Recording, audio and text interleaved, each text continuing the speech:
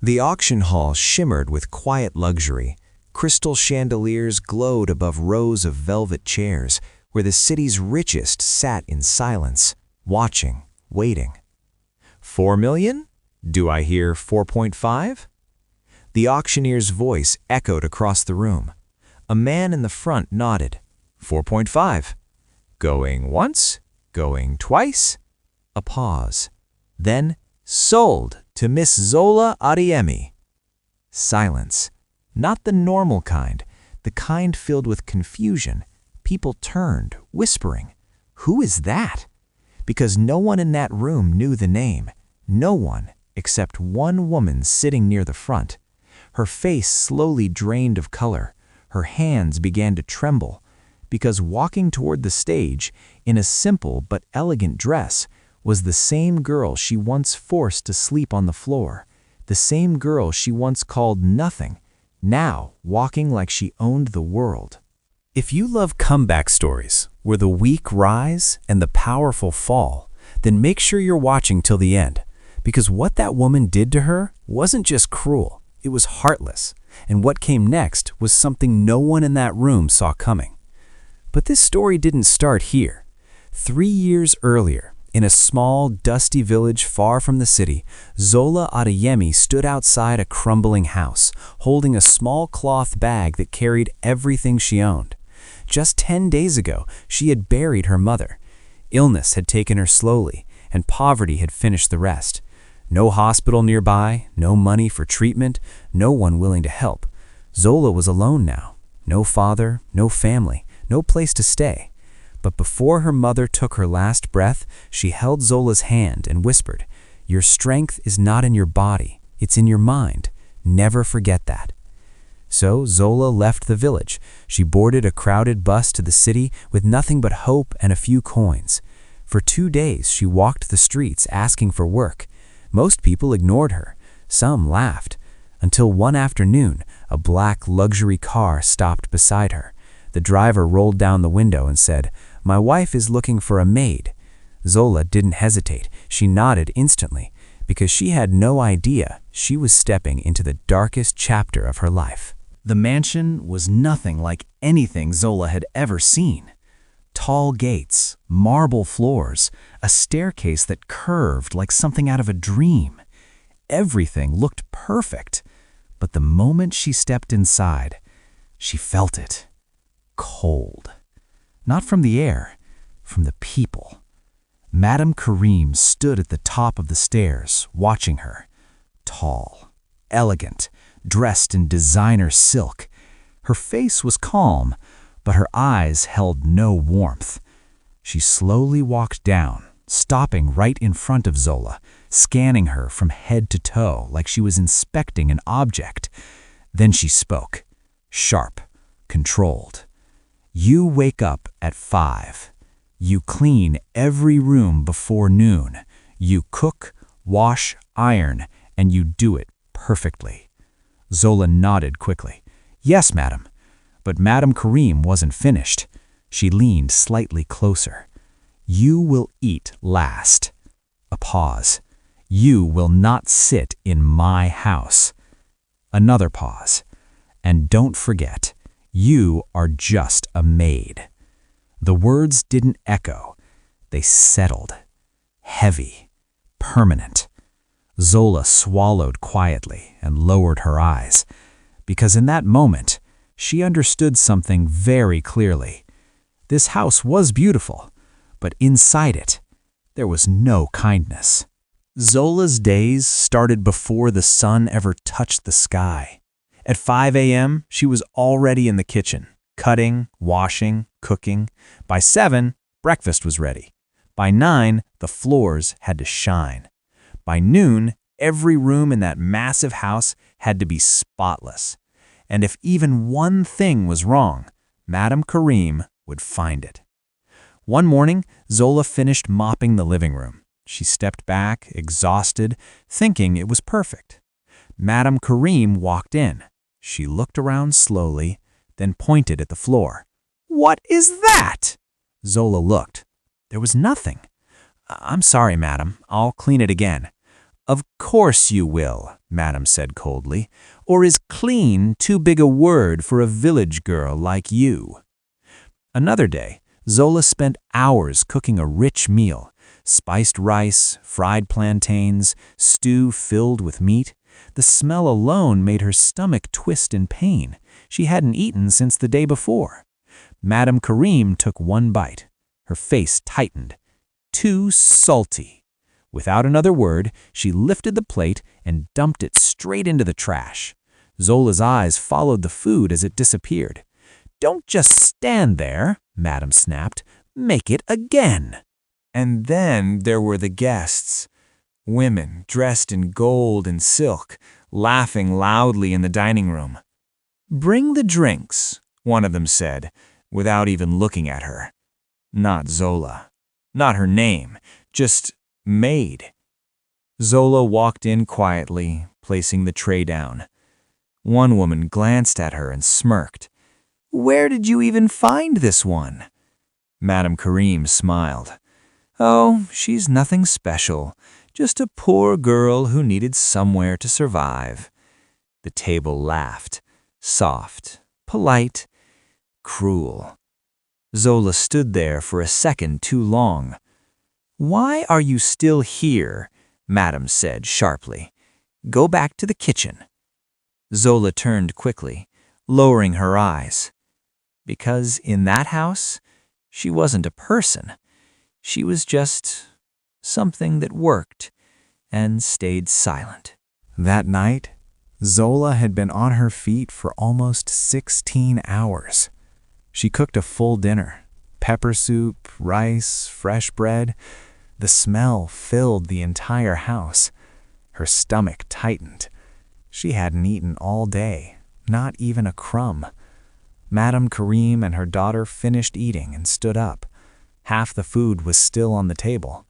Zola waited, quietly, hoping, praying. When they left the dining room, she slowly stepped forward, her voice barely above a whisper. "Madam, please, can I have a little?" Silence. Madame Karim turned, looked at her, then at the food, then back at her. A slow smile appeared, cold, sharp.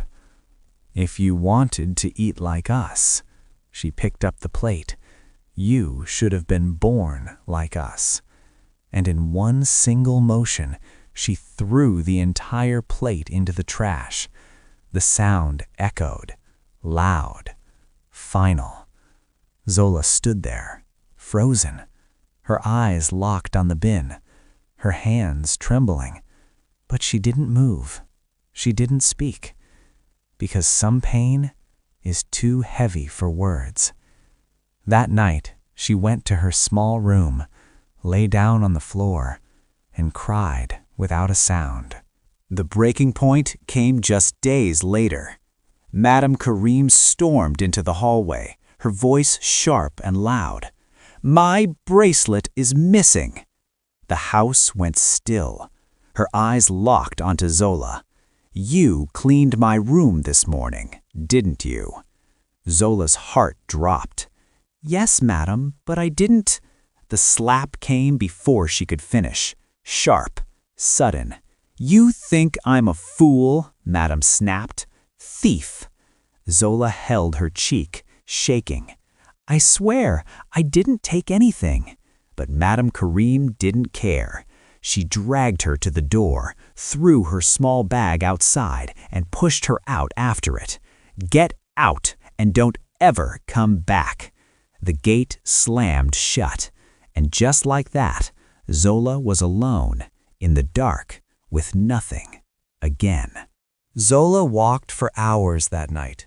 No destination, no plan, just moving, because stopping felt worse.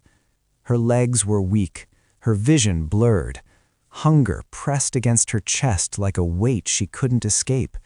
Finally, she collapsed near a quiet gate. "Hey, my child," a soft voice. Zola looked up. An old man stood there, holding a lantern. Mr. Ibrahim. He didn't ask questions, didn't judge. He simply opened the gate and said, "Come inside." Minutes later, Zola sat at a small wooden table, a plate of warm food in front of her. Rice, stew, bread. Her hands trembled as she ate, too fast, too desperate. Mr. Ibrahim watched quietly. Then he asked, "Can you read? Can you count?" Zola nodded slowly. "I finished school before my mother got sick." The old man leaned back, studying her. Not her clothes, not her condition, her mind. And for the first time in a long time, someone didn't see a maid. They saw potential. And that was the moment everything began to change. The next morning, Mr. Ibrahim placed a notebook in front of her. "Let me see what you can do." Zola hesitated, then picked up the pen. Numbers came back to her like they had never left. Simple calculations turned into patterns. Patterns turned into answers. She solved problems faster than Mr. Ibrahim expected. He leaned back, surprised. "You're not just smart," he said quietly. "You're trained. You just didn't have a chance." Days turned into weeks. He taught her bookkeeping, how money moves, how profit grows, and how it disappears. Zola didn't just learn, she absorbed everything. With a small amount of money he gave her, she started buying and reselling goods in a local market, carefully, strategically, tracking every coin. Her first profit was small, but it was hers. No insults, no orders, no permission needed. And for the first time in her life, Zola wasn't surviving anymore. She was building something. Slowly, quietly, she was changing her future. Months turned into a year, and that small market hustle turned into something bigger. Zola expanded, from selling goods to supplying them, from one table to multiple shops. She worked early, slept late, tracked every number, every deal, and slowly, people stopped seeing her as a poor girl and started calling her a businesswoman. But while Zola was rising, the Karim family was falling. Money problems, failed deals, and finally, the mansion put up for auction. Now, back to the present, the same grand hall, the same rich faces, the same house on the line. 4 million, going once? A pause, then a calm voice from the back. 5 million. Heads turned. Zola stepped forward, confident, unshaken. The auctioneer checked his list. Going once, going twice. A breath. Sold to Miss Zola Adeyemi. And just like that, the girl they once threw out into the night owned the very house they took from her. Madame Karim pushed through the crowd, her voice shaking. "Zola, please, you don't understand. I was under pressure. I didn't mean—" Zola stopped, turned slowly, looked at her, calm, steady, unmoved. "You remember me now?" Madame's eyes filled with tears. "That house, it's all I have left." Zola held her gaze. No anger, no shouting, just truth. "You had a choice every day." A pause. "You chose to starve me. You chose to break me." Another pause. "And now, this is my choice." Silence fell between them, heavy, final, and this time, Zola was the one in control. Zola didn't say another word. She turned and walked away, not in anger, not in pride, but in quiet power. Outside, the sun was setting over the city, casting a golden glow on the mansion that now belonged to her. A life rebuilt, a story rewritten. There is an old saying, "The one you starve today may own your tomorrow."